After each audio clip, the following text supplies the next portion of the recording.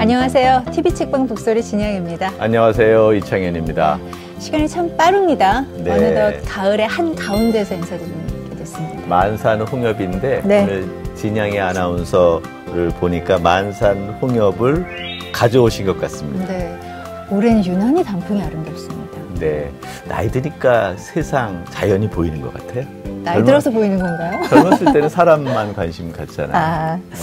오늘은요, 이 늦가을, 이 아름다운 계절에 참 잘 어울리는 분과 멋진 데이트를 나눌 수 있을 것 같습니다. 이제까지 저희가 사회과학 서적 많이 했고요. 네. 또 이제 문학회도 소설을 중심으로 했는데 시는 모처럼 거의 처음 아닌가 싶어요. 거의 처음인 것 같죠? 네. 예. 8년여 만에 4번째 시집을 출간하셨습니다. 행동하는 시인, 또 문학의 일꾼으로 불리는 분인데요. 오늘의 초대 작가 먼저 소개해드리겠습니다.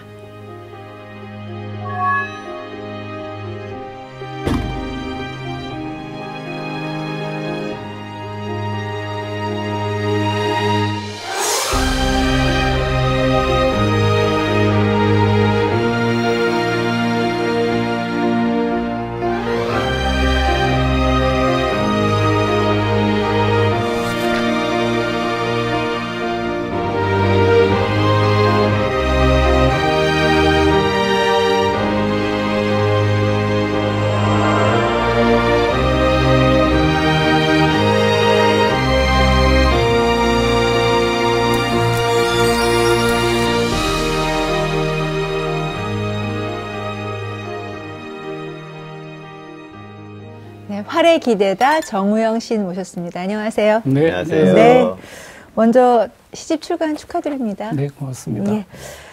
저희가 정우영 시인 모셨는데요. 저희 제작진들하고 특별히 통화하셨다면서요. 네. 네, 작가라는 호칭이 아니다. 정우영 시인으로 불러달라 하셨다고 들었습니다.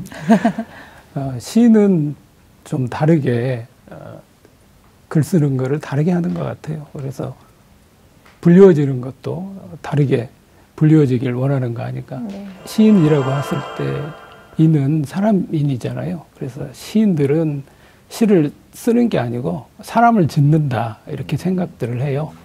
소설가 그러면 그때의 가는 집가자니까 집을 짓는 사람, 집을 짓는 이, 그러니까 글로 집을 짓는 사람들을 뭐 소설가, 작가 이렇게 얘기한다면 글로서 사람을 지으려고 하는 자, 이게 시인이라고 생각을 해요. 그래서 시인들은 우리는 집 짓는 사람들은 아니다. 사람과 함께하는 글 쓰는 이들이다. 이런 뜻에서 아마 시인 이렇게 불리워지는 거를 자랑스러워하고 또 그러기를 원하는 것 같아요. 그래서 저도 작가라는 호칭보다는 시인이 낫겠다 이런 네. 말씀을 드렸죠. 예. 시인으로서의 엄청난 자부심, 확실한 정체성 뭐 이런 걸 갖고 계신 게 느껴지기도 하고요. 오늘은 그러면은 우리도 이야기를 나누면서 네. 이 계절에 시인이 될 수 있는 건가요? 네. 네, 아마 시인이 되실 거예요. 할 때쯤에. 저희가 문학계 일꾼 이렇게 소개해 드렸는데요. 네. 이제 8년여 만에 작품이 나왔거든요. 네. 그동안 상당히 좀 바쁘게 지내신 것 같아요. 어떻게 보내셨습니까? 지나온 시절이 좀 어려운 시절이었지 않습니까? 그러니까 블랙리스트가 작동되었다시피 정신적으로는 죽음의 시절을 견뎌왔다고 생각을 해요. 개인적으로 저도 몸이 좀 아파서 정신과 육체가 함께 견디는 시절이었는데 그런 시절이다 보니까 시를 쓰기 쉽지 않았거든요. 그러니까 시도 일정 정도는 자기 혼자 대면하는 시간이 필요한데 혼자 있는 시간보다는 함께 있는 시간들이 더 많은 거예요. 거리에서. 근데 그런 거리의 목소리 또 거리의 울림 이런 것들을 혼자서 좀 작업을 해야 되는데 어찌됐든 시를 쓰는 사람이 시대와 함께 호흡하는 과정에서 조금 개인의 작업들을 해야 될 시간을 놓친 거 아닌가 그런 생각도 들었어요. 그래서 저희들은 사무총장을 맡거나 뭐 이런 역할을 하고 난 다음에 저게 공직이었다 이렇게 표현을 하거든요. 그래서 사무총장이라는 공직을 좀 벗어나서 한 2년 반 동안 그동안에 썼던 것들을 좀 다듬고 하는 시간들을 좀 가졌습니다. 아까 작가와 시인 비교하시는 게 오늘의 화두 아닌가 싶기도 한데요. 네. 글로 사람을 짓다 뭐 이런 표현인데 글로 사람 사는 세상을 만드는 것과 이어지는 역할을 한 게 아닌가 이렇게 비교해 볼 수 있을 것 같아요. 노동해방문학 출판국장을 하셨어요. 네. 그리고 작가회의에 사무총장 하셨어요. 이게 보니까 사단장과 같이 아주 핵심적인 최전방의 역할 아니었습니까? 작가회의 사무총장은 집행부의 그렇죠. 이제 대표 역할을 맡게 되니까 말씀하신 것처럼 어떤 문제의식에 가장 앞서서 문제의식을 집행하려고 애쓰는 사람들 그 중에 하나 이렇게 저는 생각을 해요. 그리고 아까 말씀드린 것처럼 그것이 내가 개인의 정우영이 아니고 공적인 정우영으로서 마땅히 해야 될 역할들을 했다 이렇게 생각을 합니다. 월간 노동해방문학의 경우는 당시가 굉장히 시대적으로 좀 힘든 시기였거든요. 그래서 외침이 상당히 세게 그러니까 정권을 향해서 외치는 소리들이 아주 무겁고 세게 나올 무렵에 대표적으로 좀 선명한 그리고 어찌 보면 노동자들의 입장을 가장 잘 대변하려고 했던 그런 잡지였어요. 근데 편집 일을 할 줄 아는 사람이 거의 없었습니다. 그러니까 글을 쓰는 사람들은 꽤 많았는데 잡지를 만든다고 하는데 잡지 만들 수 있는 사람이 없어요. 그래서 불리워 갔습니다. 내가 출판지를 좀 하니까 와서 그 역할을 좀 해다오 해서 같이 어울려서 했는데 대부분의 시간이 사실은 책 만드느라고 숨어 다니는 시간이었어요. 그러니까 책을 만든다는 게 이렇게 떳떳하게 만들질 못하고 당시에는 심지어는 어떤 치과 의사님의 도움을 받아서 치과 진료를 할 때 저는 그 칸막이 뒤에서 조용하게 노동해방문학을 만들고 뭐 이랬던 기억이 납니다. 말씀 듣다 보니까. 세월호 참사 이후에 한겨레 신문에서 추도시가 연재됐어요. 네. 22살 박지영 선장. 최초의 명령이 있었음을 우리는 기억해야 한다. 가만히 있어라. 지시에 따르라. 이 명령은 배가 출항하기 오래전부터 내려져 있었다. 선장은 함부로 명령을 내리지 말라. 재난대책본부도 명령에 따르라. 가만히 있어라. 지시에 따르라. 분노는 안개처럼 흩어지고 슬픔은 장마처럼 지나가고 세상은 또 변하지 않을 것이다. 이런 재난 따윈 나쁜 것만도 아니라는 저들. 촛불 시위와 행진과 민주주의가 더 큰 재난이라 여기는 저들이 명령을 하는 동안은 결코. 하지만 우리는 저 고귀한 지시를 따른다. 승객을 버리고 선장과 노련한 선원들이 첫 구조선으로 달아난 그 시각. 선원은 마지막까지 배를 지킨다. 구명조끼를 벗어주고 한 명이라도 더 구하려다 끝내 오르지 못한 박지영 선장. 우리는 그 정신을 따른다. 그 고귀한 명령을.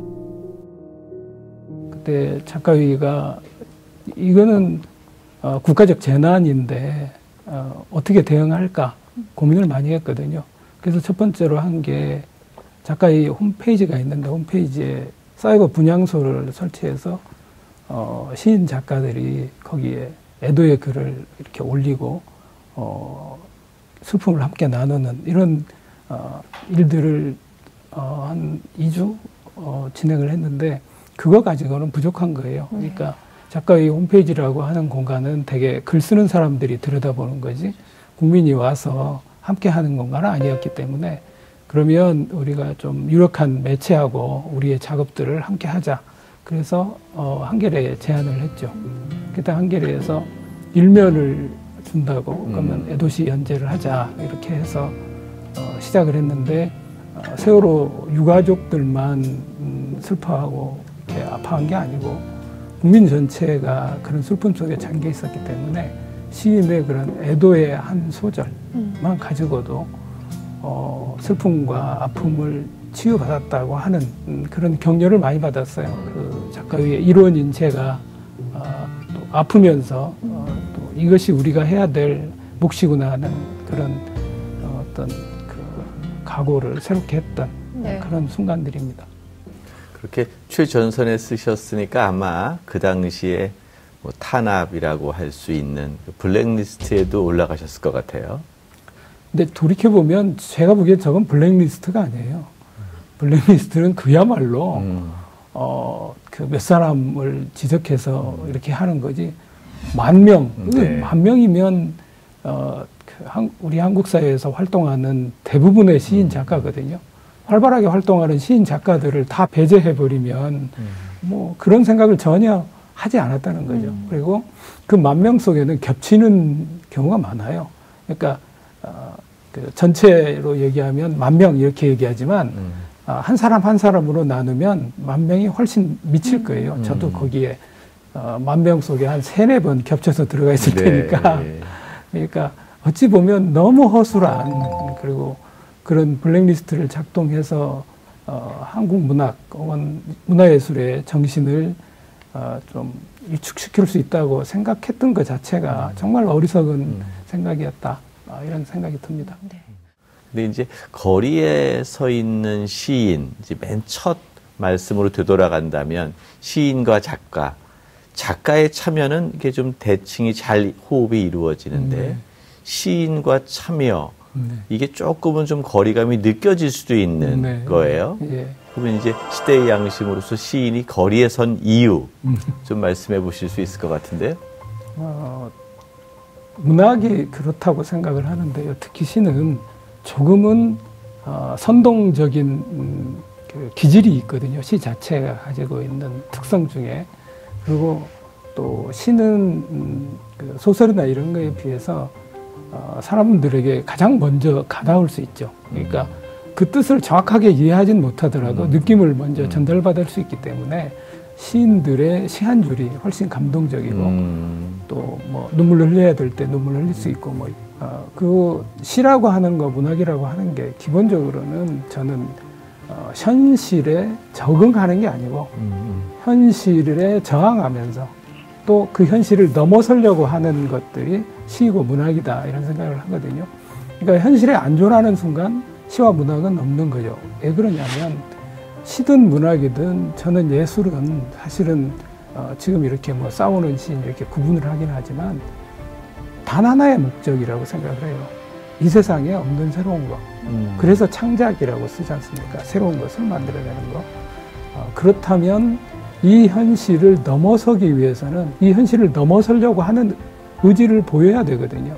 이런 의지가 사실은 누구보다 앞서서 거리에 쓰게 만드는 거 아닌가 그런 생각을 합니다. 그렇다고 그래서 골방에서 정말 자기 혼신을 힘을 다해서 창작을 불태우는 시인 작가들이 뭐 모자라다 이런 건 아니고요. 그런 사람들은 그런 과정을 통해서 골방에서 나와 만나면서 새로운 것을 만들어내려고 한다면 또 누군가는 이 현실에 깊숙이 들어가서 이 현실을 껴안고 현실을 넘어서려고 하는 노력들을 하는 게 또 시인의 몫이 아닐까 이런 생각이 들어서 아마 길거리에서 그렇게 열심히 함께 노래도 부르고 어깨도 겹고 그러지 않았을까 싶습니다. 사실은 뭐 시인으로서의 활동을 안 하신 거라고는 생각되지 않지만 네. 어쨌든 8년여 만에 그 시인의 이름으로 나온 책은 오늘 저희가 이제 이렇게 갖고 있거든요. 활의 기대다. 네. 이러니까 이게 총, 칼, 그리고 활, 그 활에 기대는 건지 중의적인 표현이겠지만 어떻게 이런 제목의 이런 시집을 만드시게 됐는지. 예. 활에 기대다 그러면 언뜻 떠오르는 게 이렇게 쏘는 활로 생각이 들 것 같아요. 근데 어찌 보면 시라고 하는 게 때로는 활일 수도 있는 거죠. 활이 되어야 될 때도 있고. 그러니까 아까 말씀드린 것의 연장으로 본다면 무기의 시대인 거죠. 시가. 이때 활은 살활자, 목숨을 살려주는 활명수, 예, 그런 활의 느낌으로 시를 정리하고 싶었어요. 그러니까 여기 제 활에 기대다 시에는 사실은 그 죽음을 다룬 시들이 굉장히 많아요. 그러니까 죽음 자체도 있지만 이미 죽은 사람들을 다시 불러서 이 현실에서 대화 나누는 이런 시들도 많은데 그래도 굳이 활에 기대다 이렇게 한 거는 죽음의 시간들은 넘어서서 정말 이 현실이 삶의 시간, 우리가 함께 어우러져서 뭔가 싱그럽게 이 삶을 견디고 즐기는 시간이었으면 좋겠다 하는 의지를 담아서 활에 기대다라는 표제작을 쓰고 또 그 표제작으로 제목을 삼았습니다. 제가 시인의 말을 읽어드리겠습니다. 여기와 저기 사이에서 헤맨 시간이 길었다. 내게와 얹혀 떠도는 입김 같은 것들을 불러 모았다. 아련하게나마 형태가 어른거려 내려놓는다. 이곳이 나다. 활의 숲이 싱그럽다. 여기서 활을 밝히셨어요. 그 생활의 활자를 쓰셨는데요. 활의 숲이 싱그럽다. 활이 많이 모여 있습니다. 네. 어떤 것들이 모여 있습니까? 지금 이 자리에 제가 이렇게 와서 앉게 되는 것도 저는 활의 시간이라고 생각을 해요. 2년 전으로 돌아가면 제가 이런 방송 매체에 와서 앉아 있을 수 없었을 것 같아요. 자유롭게 지금 제 얘기를 하고, 그리고 지금 점점 말들이 자유로워진 거예요. 물론 그러다 보니까 뭐 엄청난 유튜브에 막 가짜 뉴스 이런 게 막 정말 해일처럼 쏟아져 나오는데 어찌됐든 누군가가 자기 소리를 자유롭게 할 수 있다고 하는 거는 활의 조건으로 보면 가장 첫 번째인 거죠. 그리고 그것을 표현할 수 있는 거. 마찬가지로 세상과 자연도 나를 향해서 그런 부드러운 눈으로 응답해 줄 거다 하는 기대가 있거든요. 그런 기대가 지금은 좀 시작된 거 아닌가. 그러니까 경제적으로 보면 아직 굉장히 어렵잖아요. 특히 뭐 젊은 친구들 취직 문제는 뭐 엄청나게 심각하다고 생각을 하는데요. 그런 한계가 아직은 있지만, 그러나 우리가 이렇게 말을 자유롭게 하고 우리의 눈빛과 마음을 서로 함께 이렇게 나누게 되는 시간들이 길어진다면 그런 어려움들도 좀 넘어설 수 있지 않을까 하는 기대를 갖고 있습니다. 네. 지난 시인데 그 가녀린 것들의 외로운 떨림. 뭐 진짜 시적 표현인 것 같아요. 그래서 시인께서 한번 이 시를 낭독해 주면 어떨까 생각을 봤는데요. 예. 여기서 가장 마음에 드는 시를 하나 좀 고르셔서 직접 읽어주시면 어떨까 싶습니다. 시인이 나와서 계속 말만 떠들고 있으면 곤란하니까. 네. 이 시의 표제작을 그러면 제가 들려드리도록 하겠습니다. 활에 기대다. 하늘에 반쯤 걸린 7의 활이 나란히 나란히 구부러져 물에 내린다. 몽환인가. 도치된 내가 물가에 다다르자 물이 몸을 끌어당긴다. 허우적이던 내 발이 활처럼 휘어져 물을 접는다. 수많은 물의 기원들이 받쳐준 7의 활로 나는 거뜬해진다. 당신에게도 내 접은 물과 부력의 활을 나누어드리고 싶다. 활이 생성한 물은 다시 활이 될 것이다. 7 하늘에 7의 활이 떠서 지구의 물을 접고 접는다. 창고라는 역병을 물리치고 이 활은 신세계의 첫 번째 모체가 될 것이다. 나는 활에 기댄다. 역시 시인께서는 설명이 아니라 시 자체로 얘기하면 좋겠다 생각이 드는데요. 너무 좋아서 사실 이 시집을 읽다 보니까 할머니 이야기를 한 흰, 코마, 신 뭐 이런 게 있어요. 저도 옛날 할머니에 대한 기억들이 많이 떠올라요. 한옥에 살았는데 오후쯤 학교 갔다 오면 그 봉당이라고 하죠. 수도가 있고 봉당 위에 거기에 할머니가 앉아 계시고 햇살을 받으셨던 기억들이 떠오르고 거기에 이제 흰 신이 놓여 있었죠. 근데 이게 사투리가 잘 구현될지 모르겠는데 한번 해보겠습니다. 흰 신. 내가 신을 신고 당기는 줄 알았는디 어느 날 보니께 신이 나를 지고 다니는 것이여. 쉬는 참에 벗었는디 그것들 어깨에 핏물이 들었더라고. 평생 얼마나 무겁고 힘들었을까이? 여린 몸뚱이로 신통이도 견뎠구나 싶더란께. 그짝부터며 신고 벗고 할 적마다 신께 빌었제. 고맙구만이라. 오늘도 편안히 잘 살았습니다. 동네 초입에서 태워지는 흰 신, 할매 태우고 훌훌 승천 중이시다. 잘 읽으셨습니다. 참 저는 감동이었어요. 상여 나가고 상여 이제 벗겨서 뭐 관을 땅에 묻고 그 상여를 태우는 시간과 그 이후에 사실은 이제 망자의 기억을 보내드리는 거, 신의 나라로, 태초의 나라로 보내드리는 것과 함께 그 주술적으로는 그 죽음을 없애는 어떤 그 주술의 형식으로 그분이 주되게 꼈던 거, 뭐 신발이라든가 할머니나 이런 분들은 요강이라든가 이런 거를 동네 초입에서 태워요. 그거는 이제 두 가지 점이죠. 하나는 그 이렇게 이제 하늘나라로 가십시오 이런 뜻도 있고, 하나는 주술적으로 이게 죽음이야. 이게 죽음은 우리에게는 뭐 물리쳐야 될 가장 큰 재난이니까 그것이 사라지도록 하는 것으로 그것들을 태우거든요. 저도 아까 이 교수님처럼 할머니한테서 어렸을 때 컸는데 그러니까 어머니의 정을 별로 느끼지 못했는데 그걸 이제 대신해 준 게 할머니였어요. 근데 그 할머니 시를 어머니만큼 제가 쓰질 못했어요. 그런데 어느 순간에 할머니가 오신 거예요. 저한테 이렇게 이제 네가 좀 나를 쓸 때가 되지 않았을까 이런 느낌으로 제가 받아서 그 할머니를 신으로 이렇게 본 거죠.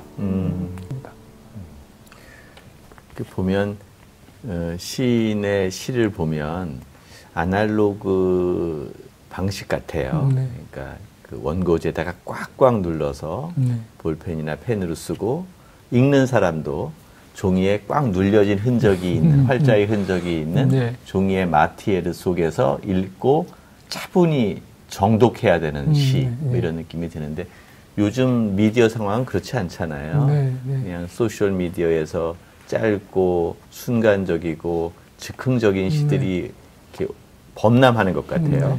시인으로서 어떻게 생각하십니까? 시가 어렵다고 막 하잖아요. 근데 어려운 측면이 당연히 있습니다, 시에. 시인은 현실을 안고 현실 속에서 현실을 넘어서려고 하는 자인데 지금 현대사회의 현실은 굉장히 복잡하다라고 정신적 징후로 보면은 정신분열의 모습들도 보이거든요. 근데 그것이 느껴졌는데 그것을 버리고 그것을 외면하고 쉽게 자연 예찬하고 이렇게 쓸 수는 없거든요.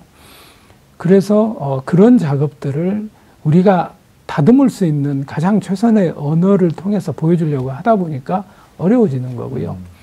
대체로 일반적인 경우는 고등학교 때 교과서를 통해서 시를 만나고 대학교 때 잠깐 연애할 때 연애 필요에 의해서 쓰여지고 그 다음에는 안 읽다가 50, 60이 되면 시로 돌아온단 말이죠. 그러면 한 30년 그 비어있는 시간이 있는데 시인들은 그 30년 동안 부단히 쓰고 닦으면서 지나왔거든요.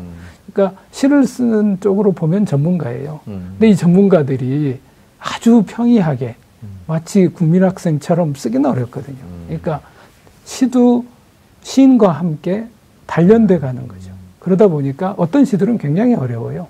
제 시집 중에도 좀 어려운 시들이 있을 거라고 생각이 되는데 그럴 경우 그것을 잘못됐다고 얘기할 수는 없는 거죠. 왜냐하면 시의 경우도 어떤 부분은 아주 전문적인 용어와 전문적인 인식으로 접근하지 않으면 해석하기 어려운 시들이 있으니까. 근데 상대적으로 최근에 그러다 보니까 너무 가벼운 시들을 또 쓰는 거예요. 그러니까 그거는 그 시는 가볍지 않을 수 있지만 시를 그렇게 가볍게 써버리면 사실은 일회용품이 되거든요. 시가. 그러니까 우리가 시를 음미한다고 하는 거는 첫 번째는 무슨 뜻인지 모르지만 계속 읽고 읽다 보면 그것이 내게 점점 스며드는 경우, 저는 정말 좋은 시는 스며든다고 생각해요. 그것이 내게 시와 만나는 아주 좋은 어떤 방식이지, 이것을 그냥 쓱 이렇게 보고 눈으로 쓱 보고 아 좋아 이런 거는 사실 지나가 버리는 거죠. 그건 쌓이지 않거든요. 그런 점에서 보면 조금은 어렵다고 하더라도 깊이 읽어주려고 하는 그런 태도도 좀 필요하다고 생각하고요. 디지털 쪽으로 오면 시들을 저는 가끔은 시인들이 이렇게 시를 쓴다고 하는 분들이 시를 학대하는 거 아닌가 이런 생각을 합니다. 감히. 그건 왜 그러냐면 시가 마땅히 견뎌야 될 목들이 있는데 안 견디게 하는 거예요. 그러니까 어떻게 보면 잘은 모르겠지만 생각이 연근의 시간에 따라서 작품이 나오는 네. 시간의 차이가 좀 있겠네요. 그렇죠. 연근의 시간이 빠른 것들도 있어요. 그러니까 이렇게 고민했는데 내가 알지 못하는 사이에 지가 스스로 익어가지고 저한테 탁 이렇게 떨어지는 경우 있거든요. 그걸 너무 즐겁죠. 그럴 때는 뭔가 횡재한 것 같고. 네. 근데 그런 경우는 뭐 1년에 거의 없고요. 최근에 그렇습니다. 팟캐스트를 네. 하세요? 네. 네. 아니 시간이 아니 어떻게 이렇게 팟캐스트까지 하세요? 애초에는 신동엽 시인의 그 방송 대본을 제가 아는 후배 연구자 이대성이라고 하는 친구가 찾았어요. 신동엽 문학관에 가서 저거를 그냥 두지 말자. 저는 궁금한 게요. 그러니까 신동엽 시인이 방송을 하셨었어요?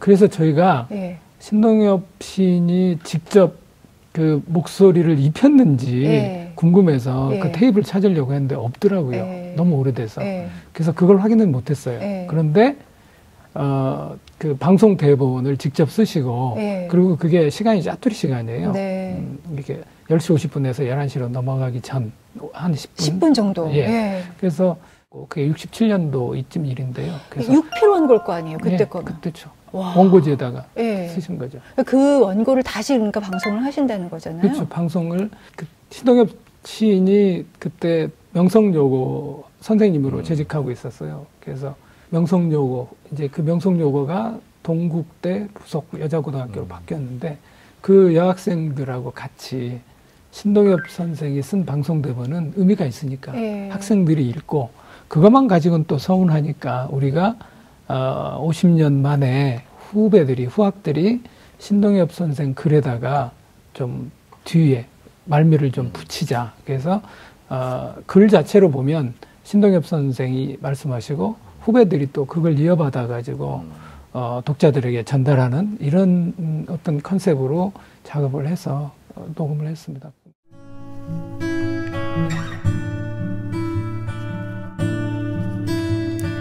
명상의 밤이 깊어갑니다. 명상의 다리 위로 꽃수레가 다가오고 있습니다. 꽃수레가 우리의 곁에 이르거든 우리 좋아하는 꽃 한 가지씩을 가지고 하늘 높이 나래를 올리십시다. 내 마음 끝까지.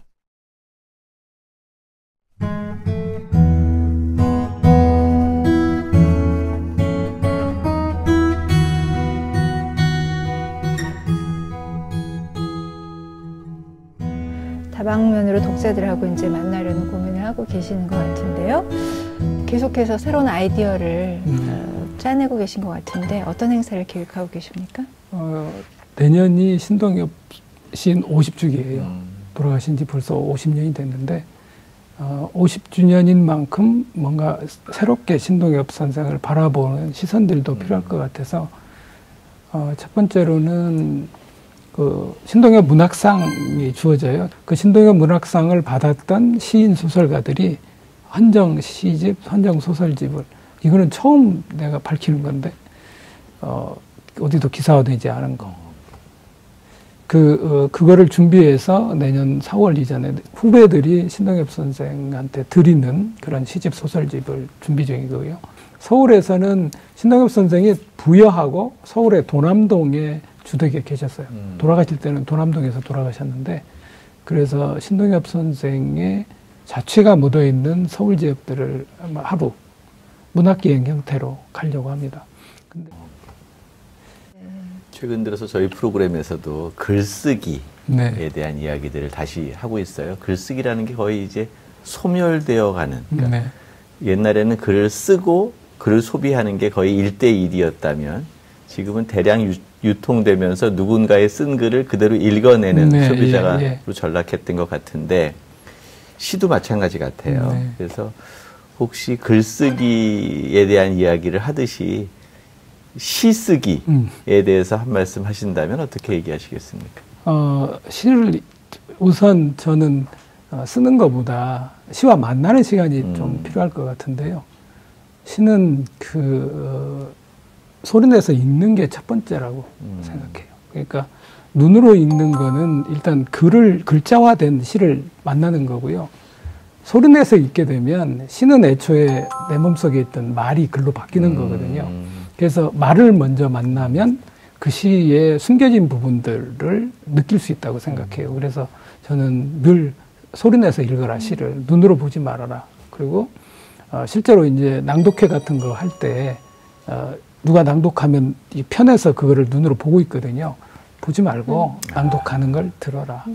그것이 교감하는 거다, 이런 얘기를 하는데, 실제로 이렇게 계속 거듭해서 읽다 보면 시가 숨겨놓은 비밀들을 느끼게 돼요. 그러니까 시는 해석이 아니고 우선 느낌이니까 교감해야 되니까 소리내서 읽으면 시를 좀 알 수 있을 거라고 생각을 하고요.